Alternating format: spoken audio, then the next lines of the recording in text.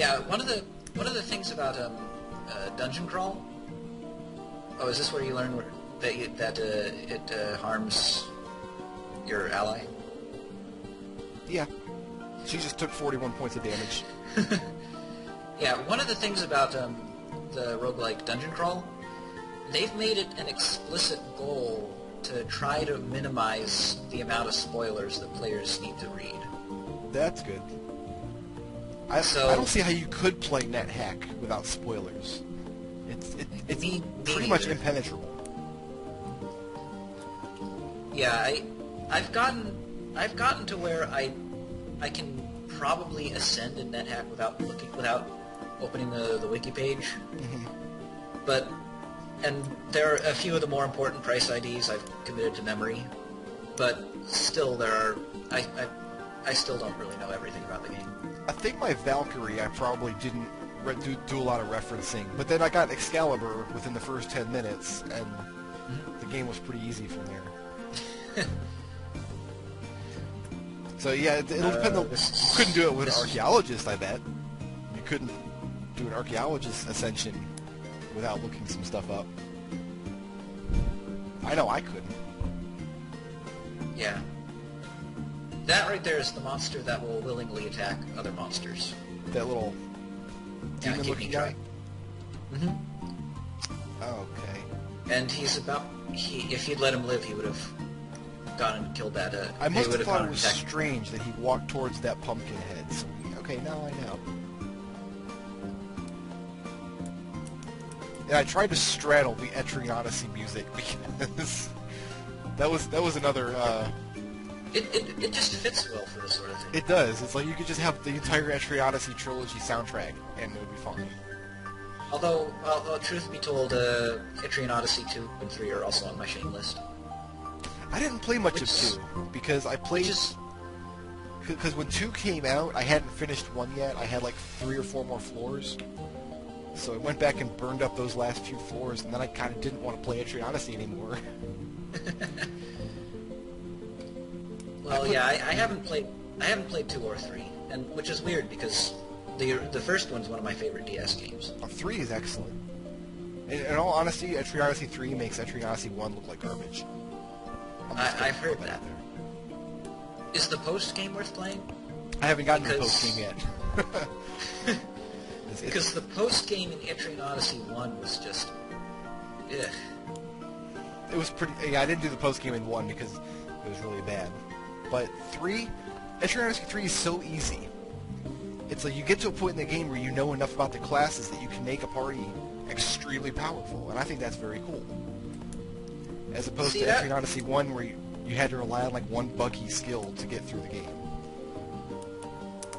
Well, I'd sort of like something that's kind of in the middle between those two. Yeah. It's... One of the things, one of my least favorite moments in Etrian Odyssey 1 was getting to the fourth stratum.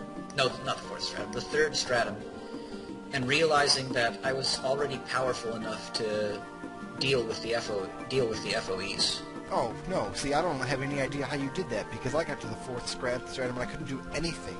That stratum was a roadblock for me for so long. Well, I think part of it may have been just that, well, I actually used the same party throughout the entire game. Did you? Yeah. So I just rolled up a Protector, a Landsnet, Troubadour, Alchemist, and Medic, and I just blasted through the entire game with that party. See, I had at least one of every class, and 2 of some. I had 2 medics. I don't know why I had 2 medics. I never even needed a respec, actually. Really? Because my favorite class in Etrian Odyssey was the Ronin. I swear, if not for that Ronin, I would not have finished the game, because the Ronin is so powerful compared to everything else. I don't know what your strategy was like. Mine was... I pretty much, my eventual strategy when I had the skill levels for it was to just, Immunize 10, Defender 10, Shelter 10, and then just laugh at any enemy that thinks it can hurt me. Yeah. Well, part of it might be that, Oh jeez.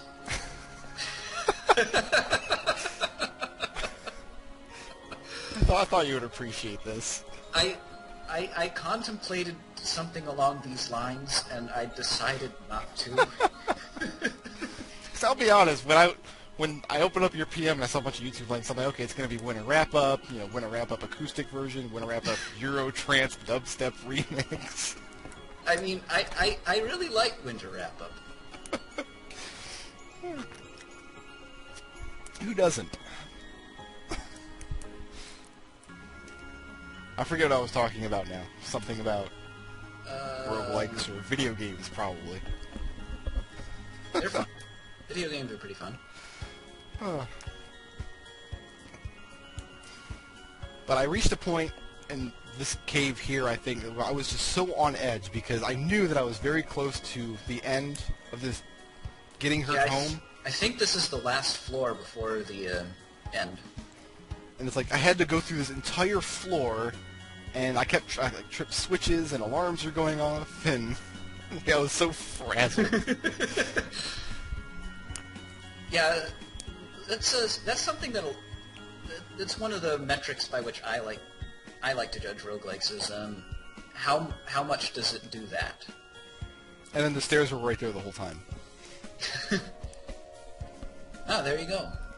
Oh, I was so happy right here.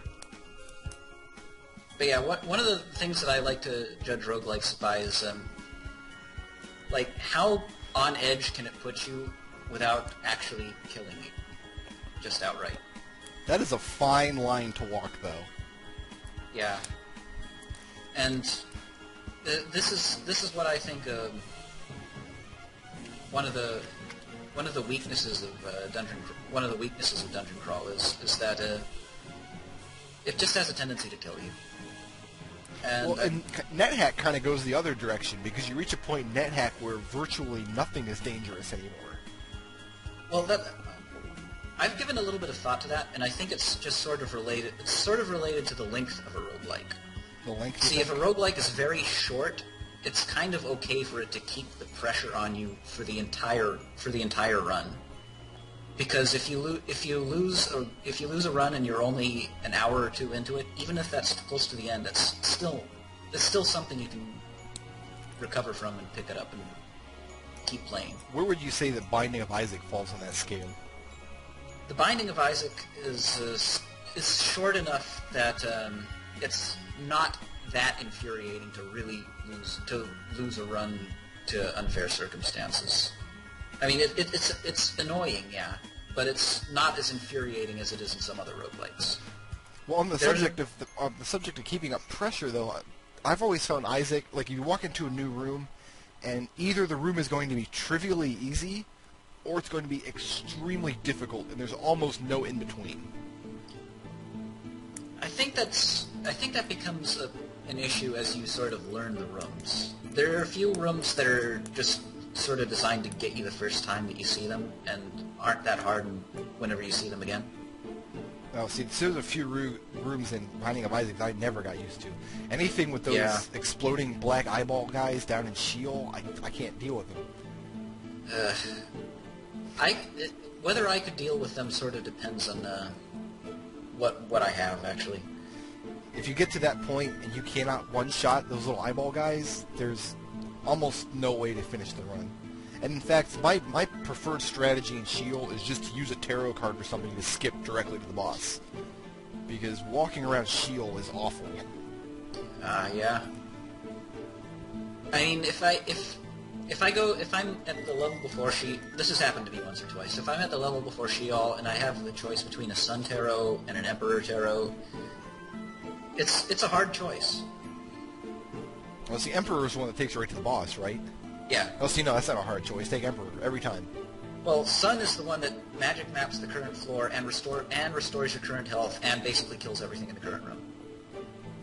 Yeah, see, I would still go with them because if you're not prepared for Sheol by the time you get there, you're not going to make it anyway. There are no more resources at that point.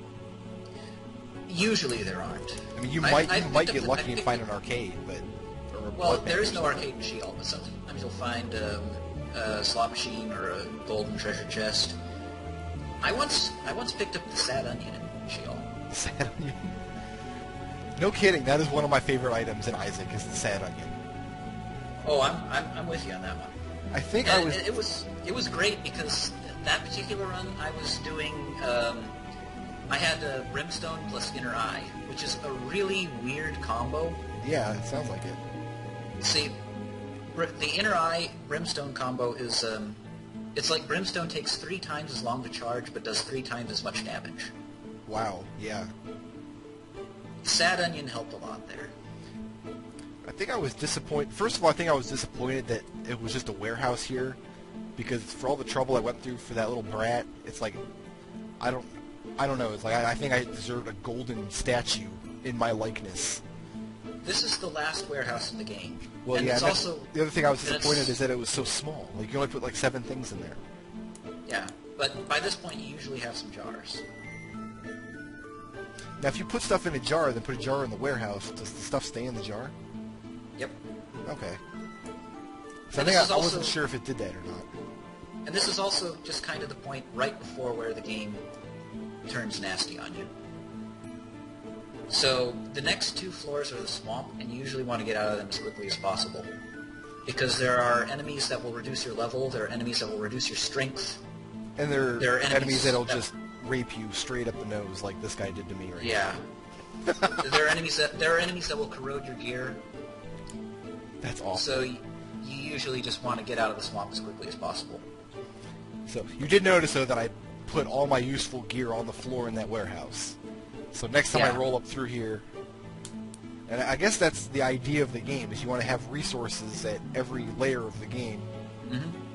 So, well, what I usually use the warehouses for is, if I had an excess of one resource and a deficiency in another, I just sort of shore up my shore up my weaknesses.